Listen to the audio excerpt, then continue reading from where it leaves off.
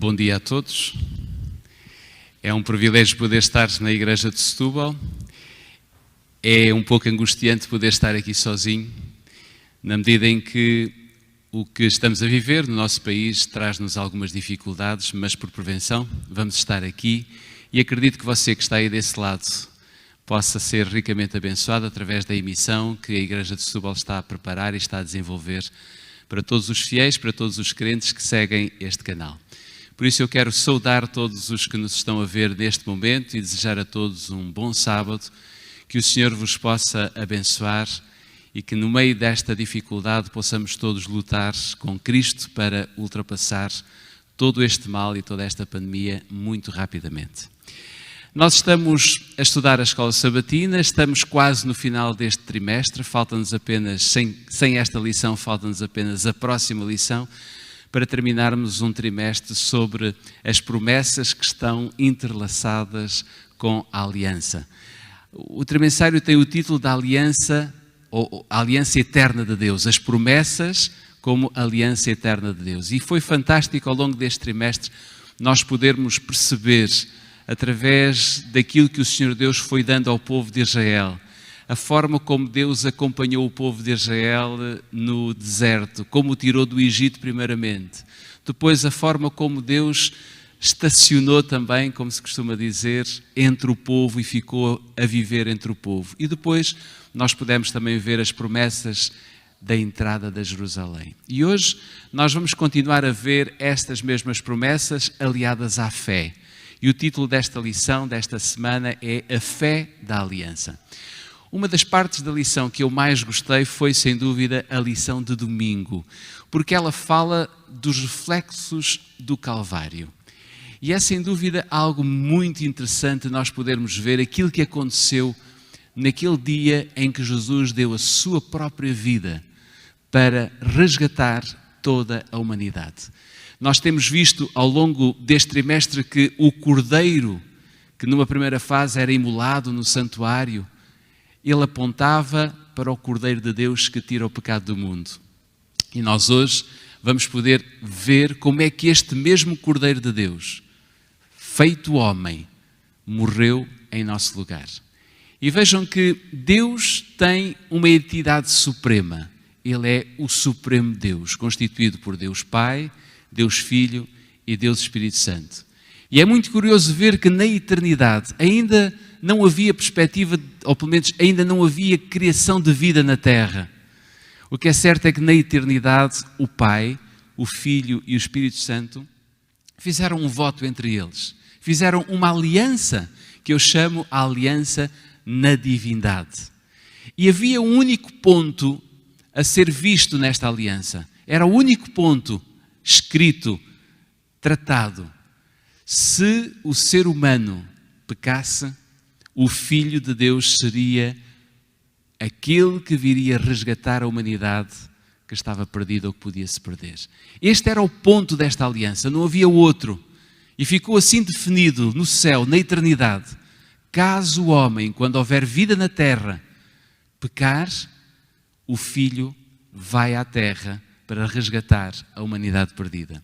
O que é certo, e quando vamos a Gênesis capítulo 3, nós percebemos claramente que o homem pecou, que o homem caiu, deu-se a queda da humanidade.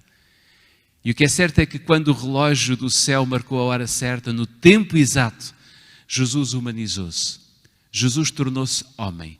Jesus veio a este mundo, veio cumprir o plano de resgate para a humanidade, oferecendo-se Ele próprio, oferecendo a sua vida por cada um de nós.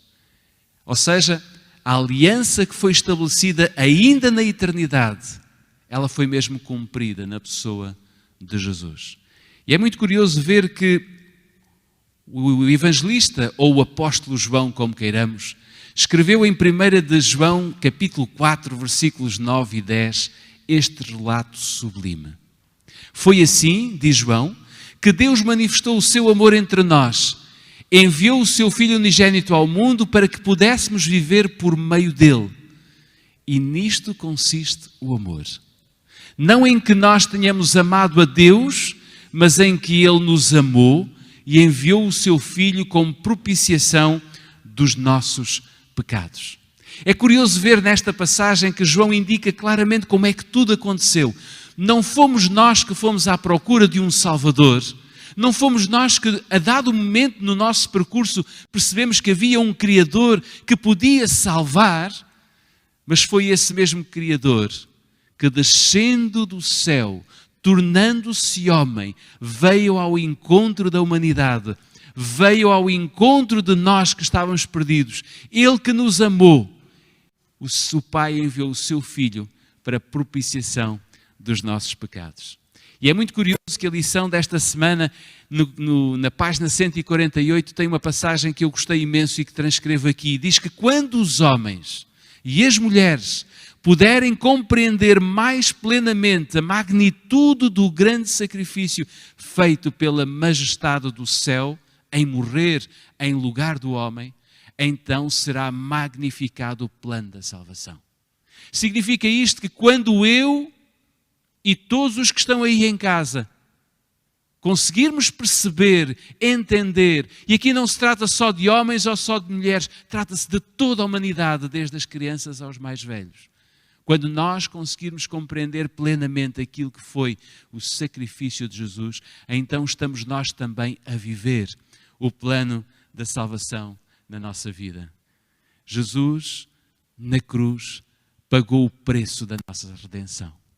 Jesus na cruz pagou o preço da nossa redenção. E há muitos que pensam e olham para o sacrifício de Jesus na cruz como sendo o resultado da tortura física que ele suportou. E é verdade que quando nós vemos ou em vídeo, ou lemos as Sagradas Escrituras, ou lemos algum livro que nos possa ajudar, nós vamos a esta questão com muita facilidade e pensamos como foi horrível, como foi tremenda a morte de Jesus na cruz, o quanto ele sofreu fisicamente falando. E nós temos muito esta apreciação, digamos, do sacrifício de Jesus.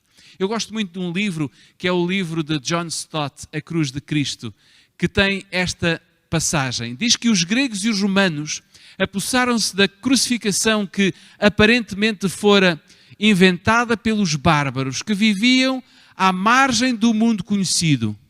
Ela é, com toda a probabilidade, o método mais cruel de execução jamais praticado, pois deliberadamente atrasa a morte até à máxima tortura, ou que a máxima tortura seja infligida. Era isto que acontecia quando alguém era levado ao matadouro, quando alguém era colocado na cruz. E ele continua a dizer que antes de morrer a vítima podia sofrer alguns dias, não eram algumas horas, eram alguns dias.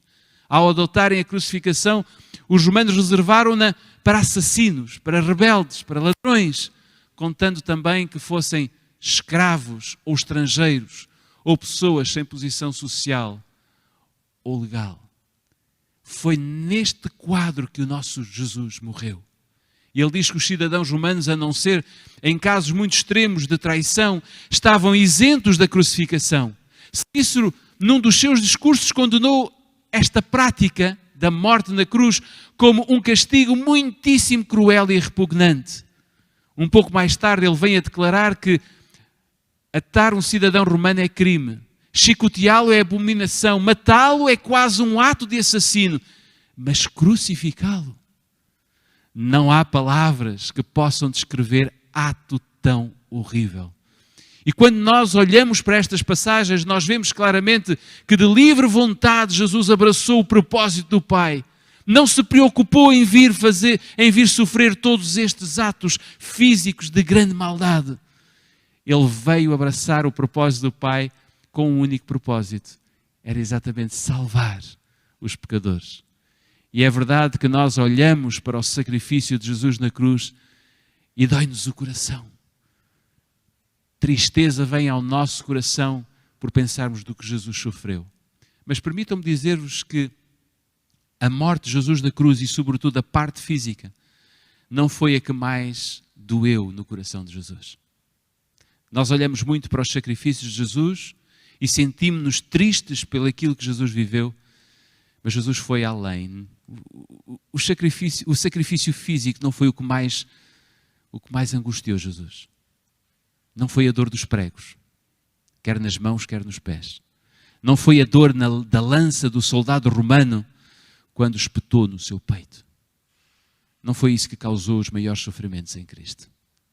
O que causou o maior sofrimento em Cristo foi exatamente a tortura mental da separação do Pai. Saber que naquele momento em que estava a morrer na cruz, estava a haver um rompimento na relação entre pai e filho. O que doeu mais no coração de Deus foi a separação da divindade. Foi isso que causou a maior tortura no coração de Jesus. A maior angústia, a maior dor. Foi isto que levou Jesus à morte.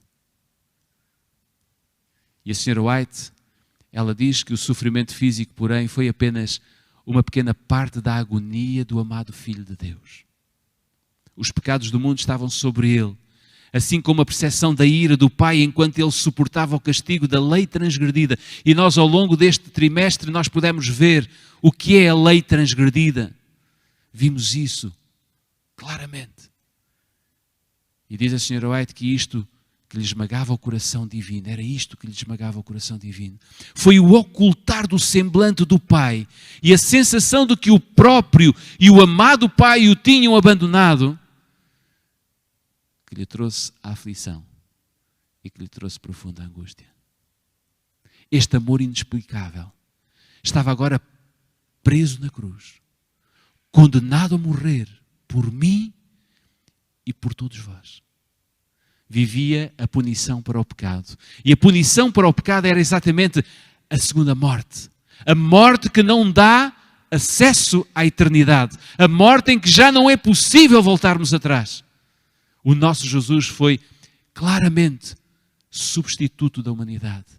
Teve de suportar o horror da segunda morte, para que cada um de nós, enquanto pecadores, desde Adão até ao último ser antes do fim da graça fechar, possam ter acesso à eternidade. Lá na cruz, lá no Gólgota, Jesus completamente sozinho estava a reconciliar o mundo com Deus. Que extraordinário! Que maravilha! É por isto que a lição de domingo nos diz que nós temos que fazer uma reflexão clara sobre aquilo que se passou no Calvário. Quando nós entendermos aquilo que se passou no Calvário, nós vamos viver o plano da salvação como nunca vivemos na nossa vida. A Sra. White, ela diz que Jesus foi oprimido pelos poderes das trevas. Não tinha um único raio de luz que lhe pudesse iluminar o futuro. Estava a lutar contra o poder de Satanás, que declarava ter Cristo nas suas mãos. Declarava ser superior em força ao Filho de Deus. E ainda argumentava que o Pai estava a rejeitar o Filho e que ele não estava, tal como ele próprio, sob o favor de Deus. Para além de sofrer fisicamente todos os atos de horror,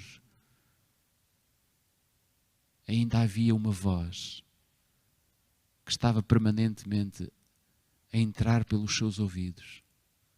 O Pai abandonou-te. O Pai deixou-te. Tal como a mim não tens o favor de Deus.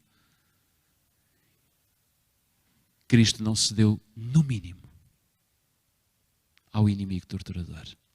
Nem sequer na sua mais amarga agonia, ele cedeu 1 milímetro que fosse.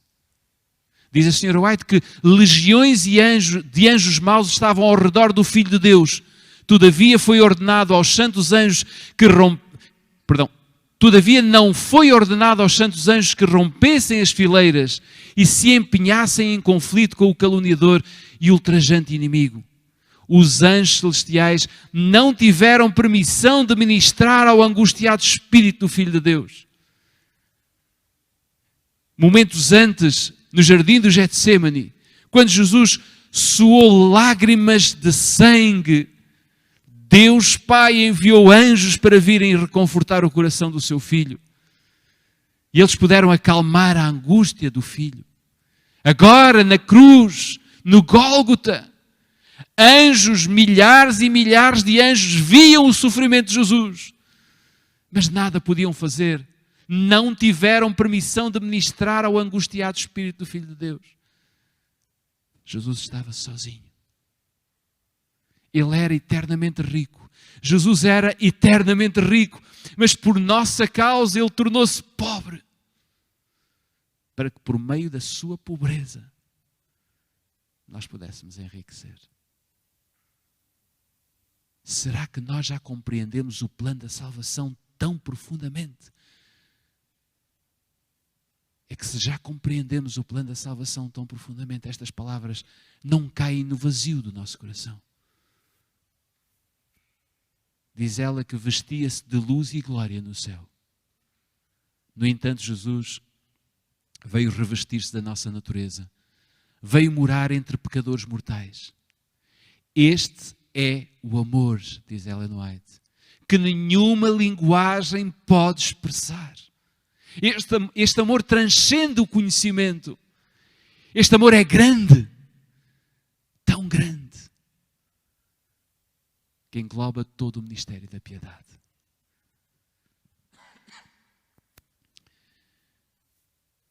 Dissemos que Jesus estava completamente sozinho naquele lugar.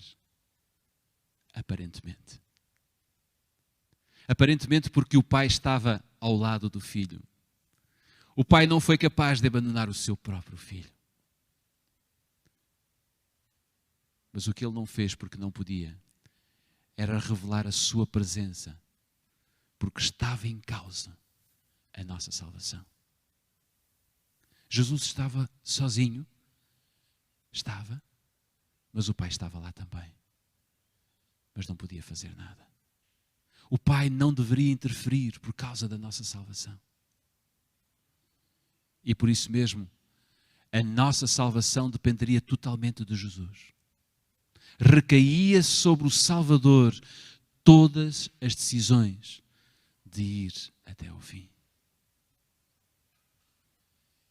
Eu acho que esta imagem é esclarecedora daquilo que aconteceu no Calvário.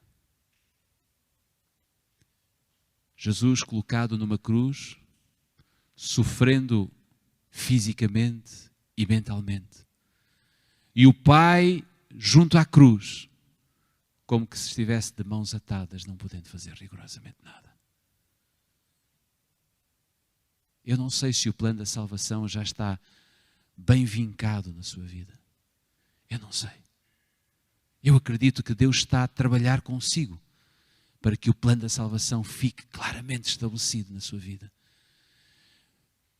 Para que esta imagem não lhe saia da mente. O Pai não poderia revelar a sua presença, mas podia fazer alguma coisa e fez. Podia impedir que vissem o sofrimento de Jesus. E foi isso que aconteceu. Sobre a cruz, quando Jesus faleceu, escureceu-se completamente aquele lugar, para que Jesus não fosse visto no seu sofrimento. Deus Pai fez escurecer o Gólgota. A divindade sofreu. Como é que sofreu a divindade? Não dá para perceber, não dá para descrever, eu não consigo descrever. Mas o que é certo é que o Pai, o Filho e o Espírito Santo estavam naquele lugar a conquistar a minha e a sua salvação. A nossa redenção. E na hora mais negra, quando Cristo estava a suportar o maior sofrimento que Satanás poderia trazer para torturar a sua humanidade, o Pai escondeu-se do Filho, escondeu o seu próprio rosto de amor, de conforto, de compaixão. Tinha sido assim durante 33 anos e meio, de uma relação íntima, dia e noite sem parar, de amor, de conforto, de compaixão. Mas naquele lugar, o Pai escondeu do seu Filho o seu rosto. E nessa prova, o coração de Jesus partiu-se. E quando ele se partiu, Jesus exclamou: Deus meu, por que me desamparaste? Houve apenas uma vez em toda a eternidade em que aconteceu uma separação da Trindade. Jesus morreu com o coração partido por amor. Mas a morte de Jesus foi a vitória da fé. E esta semana nós estudamos sobre a fé na aliança. Durante as horas mais sombrias da cruz, Jesus teve de suportar o seu conhecimento prévio do Pai. Mas o que é certo é que Ele viveu esta morte para nos dar a vitória da fé. E deixem-me dizer-vos que a vitória da fé leva-nos a olhar para o exemplo de Jesus. Leva-nos a confiar plenamente no conhecimento prévio que devemos ter do Pai.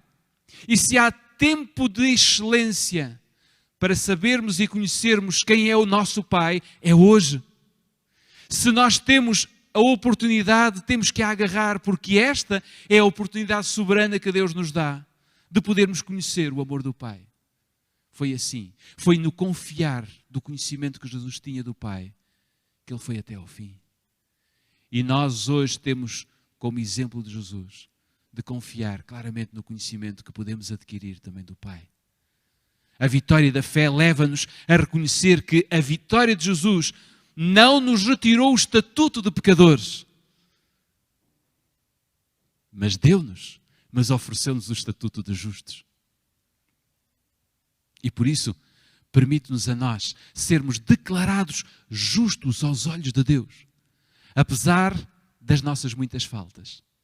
Apesar de continuarmos a ser pecadores, significa isto que o Deus do céu vê-nos como justos, mesmo que não sejamos, pela vitória de Jesus na cruz.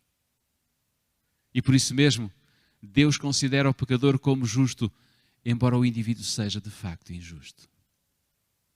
Como é que nós podemos ser justos? Já sabemos que Cristo ofereceu justiça a toda a humanidade, porém, nem todos querem gozar desta bênção. Somos livres para escolher se queremos ou não queremos ficar do lado de Jesus. Se queremos ou não queremos aproveitar a vitória da fé que Cristo teve na cruz. Mas o que é certo é que quando lemos em Gênesis capítulo 15, versículo 6, encontramos o exemplo de Abraão, a fé de Abraão. E diz-nos lá que creu ele, Abraão, no Senhor. E foi-lhe imputado isto por justiça. Foi-lhe oferecido. Foi capacitado por justiça. O que é a fé? Em Hebreus nós temos esta passagem que bem conhecemos. Ora, a fé é a certeza daquilo que nós esperamos e a prova das coisas que não vemos. Esta é a passagem clássica que nós usamos para explicar o que é a fé. Mas permitam-me ir um bocadinho mais longe. Eu gosto muito do livro Encontros de Roberto Badenas. E na página 70 encontramos lá um bocadinho daquilo que é a fé, ou o que é que pode ser a fé. Ele diz lá que nas línguas bíblicas não existe uma palavra específica para fé religiosa. A mais próxima é confiança. O dicionário diz que pode ser crença, pode ser convicção, pode ser certeza. E digamos que no Evangelho nós vamos encontrar a definição de fé como posse antecipada daquilo que nós esperamos. E se nós pegarmos nas palavras do dicionário, nos termos do dicionário, nós podemos dizer que é mais confiança do que crença. É mais intuição do que convicção. E é mais adesão do que certeza. E eu gosto muito desta passagem que nós encontramos e que Roberto Badenas fala de adesão. Porque a versão da Bíblia em francês, lá a Bíblia, substitui sistematicamente o termo fé por adesão e o verbo crer por aderir. Porque adesão implica, sobretudo, o compromisso de entrega, mesmo nós não sabermos tudo, não nos exige compreensão total. Aderindo a Jesus não significa que eu tenho que saber toda a sua história antes de aderir. Aderir a Jesus não significa que eu tenho que saber tudo o que o Pai fez para que eu conheça o Pai e então passe a aderir. Não. Eu posso aderir à fé, à vitória da fé, mesmo não tendo uma compreensão total daquilo que é uma experiência ao lado do Salvador. E por isso podíamos ler Gênesis capítulo 15, versículo 6, dizendo: e aderiu Abraão ao Senhor. E como diz a lição, foi-lhe creditado isto por justiça. Extraordinário. Aderiu Abraão pela fé ao Senhor. Quando Abraão foi quando estou a ler mal, quão grande foi a adesão, assim é que é, quão grande foi a adesão, ou seja, a fé de Abraão, aderindo, crendo à promessa de Deus de que teria um filho, apesar de todas as evidências físicas que pareciam tornar impossível essa promessa. Quão grande foi a adesão de Abraão ao Senhor. O que é esta fé? Esta fé que eu e vós precisamos de ter. É a fé que percebe a nossa total impotência. É a fé que exige uma rendição completa do eu. Isto está escrito na vossa lição. É a fé que requer uma submissão total ao Senhor e que resulta claramente da obediência. Ao longo deste trimestre nós viemos a perceber o que é a obediência e como devemos ser obedientes ao Senhor. Não é a nossa adesão ou a nossa fé que nos faz justos. Não é. A nossa fé, ou se quisermos a nossa adesão ao Senhor, é apenas o veículo pelo qual nós vamos obter o dom da justiça. É o ponto de partida, ganharmos fé. Por isso é que Jesus dizia aos seus discípulos, se tiverdes fé do tamanho de um grão de mostarda, vocês irão perceber claramente o plano da salvação. Vocês irão perceber todas as coisas deste mundo. Vocês irão perceber, irão ver aquilo que ainda não conseguem ver. A fé é o veículo pelo qual nós conseguimos ser justos. E quando vamos a Romanos capítulo 1, versículo 17, nós podemos ver que o justo viverá pela fé. Isto é verdadeiramente apaixonante. É uma das passagens mais bonitas que nós temos nas Sagradas Escrituras. O justo viverá pela fé. Aderir. Eu diria que é uma aventura cheia de riscos. Ter fé é uma aventura cheia de riscos, também de imprevistos, mas é também de enormes satisfações, porque aderir é como amar. Quando nós aderimos, compreendemos no mais profundo do nosso ser e rapidamente decidimos compartilhar a vida com alguém. E esse alguém é o Jesus que morreu na cruz por mim e por si. É através da nossa adesão, da nossa fé, que vamos ser considerados justos à vista de Deus. Tudo mais, tudo aquilo que se segue, como a obediência, a santificação, a santidade, o desenvolvimento do caráter, o amor, tudo isto estudámos ao longo deste trimestre. Tudo isto vimos de forma segmentada, particularizada. A santificação, a obediência, a santidade. Tudo mais que se segue vai brotar a partir desta verdade crucial da nossa vivência com Jesus pela fé. Porque o justo, aquele que é injusto, mas que Jesus permitiu que se tornasse justo, vivendo pela fé, vai viver todas estas coisas no seu coração. A única maneira que nós temos de alcançar a fé, de alcançar a justiça, ou melhor, a única maneira que temos de alcançar a justiça de Deus é pela fé. Porque pela fé nós podemos apresentar-nos a Deus pelos méritos de Cristo. E o Senhor vai lançar sobre nós a obediência do seu próprio Filho a crédito na nossa conta. É isto que Deus Pai vai fazer em nós. Nós não temos direito a este crédito, mas pela obediência do seu Filho até ao fim. Deus Pai vai creditar na nossa conta este benefício. E é pela fé que o nosso caráter pode ser transformado. Termino dizendo-vos que todos aqueles que lançam mão da fé da aliança conseguem claramente chegar à justiça de Deus. Não duvide disso. O Senhor Jesus pede-nos que nós sejamos justos. E é possível sermos justos.